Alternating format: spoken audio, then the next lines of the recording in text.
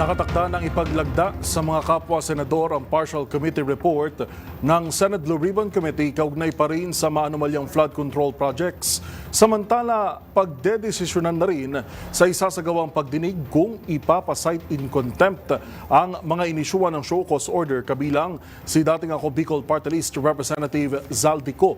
Magbabalita si Raymond Dadpaas. Ilalabas na ng Senate Blue Ribbon Committee ang kanilang partial committee report hinggil sa kontrobersyal na flood control anomaly.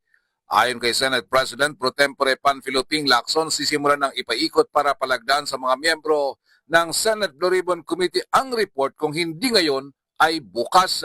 Kapag nakakuha ng sapat na pirma ang partial committee report, ay maaari na niya itong isumiti at i-report sa Senate plenary ang laman nito ngayong linggo.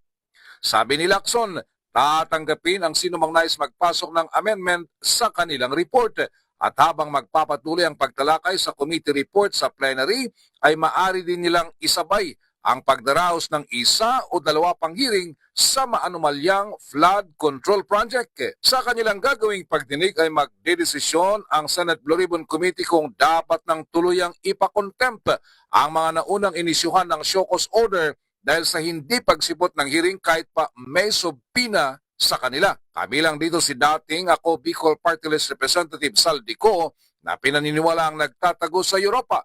Sabi ng senador, kapag si Ko ay makontempt at maisyuhan ng warrant of arrest ng Senado, ay makatutulong ng malaki sa paghahanap sa kanya.